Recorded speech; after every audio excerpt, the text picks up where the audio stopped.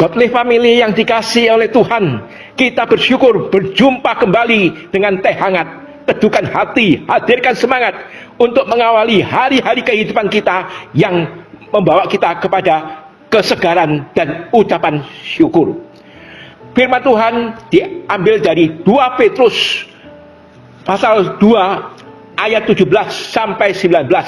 Saya bacakan hanya ayat 17. Guru-guru palsu itu adalah seperti mata air yang kering, seperti kabut yang dihalaukan oleh taufan. Bagi mereka sudah tersedia tempat di dalam kegelapan yang paling dahsyat. Godly Family yang dikasihi oleh Tuhan, kita terus diingatkan akan adanya guru-guru palsu, dikenali dari doktrin yang salah yang menghasilkan hidup yang salah. Teologi yang sesat menghasilkan moral yang bejat pula.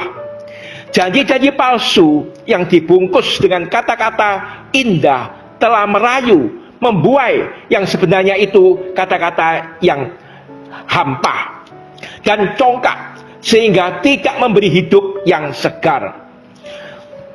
Diumpamakan seperti mata air yang kering, mereka juga digambarkan seperti kabut yang dihalaukan oleh taufan.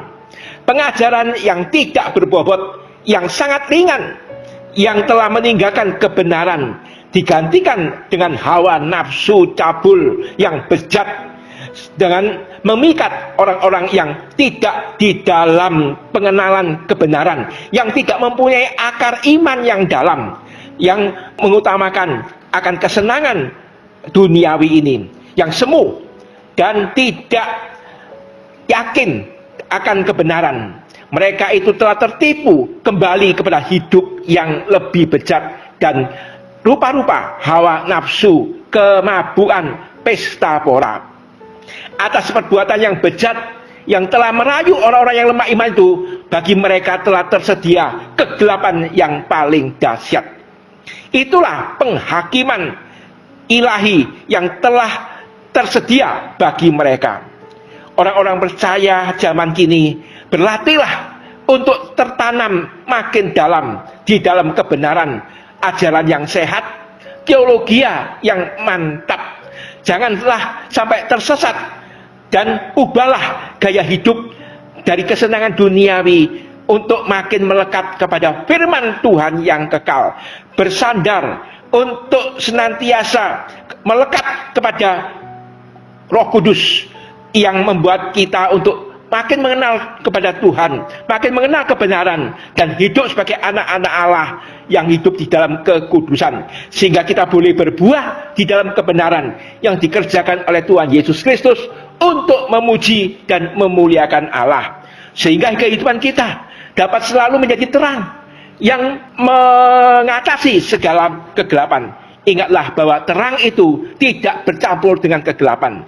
Jadilah terang di tengah-tengah dunia yang gelap ini, supaya kita boleh menjadi berkat bagi orang-orang yang ada di sekeliling kita. Hiduplah selalu dalam Tuhan, makin melekat kepada Tuhan, supaya kita makin berbuah lebat, dan kita sungguh-sungguh hidup di dalam kekuatan kuasa Roh Kudus, kekuatan untuk mengalahkan dosa.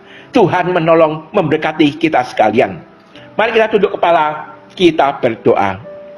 Bapa yang di surga, kami bersyukur ya Tuhan, karena kami terus diingatkan akan guru-guru palsu yang memberikan ajaran yang salah. Dan supaya kami terus ya Tuhan tertanam di dalam ajaran yang benar, supaya kami boleh mengalami perubahan hidup, pembaruan hidup dari hari ke hari. Hidup yang saleh, bukan salah. Hidup yang kudus, bukan hidup yang sesat di dalam kebejatan. Terima kasih ya Tuhan, kiranya oleh kuasa Roh Kudus-Mu kami boleh makin melekat kepada Tuhan, sehingga kami boleh selalu hidup di dalam kekuatan firman-Nya untuk mengalahkan dosa. Terpujilah nama-Mu Tuhan, pakailah hidup kami menjadi terang di tengah-tengah kegelapan. Demi nama Tuhan Yesus Kristus kami berdoa. Amin.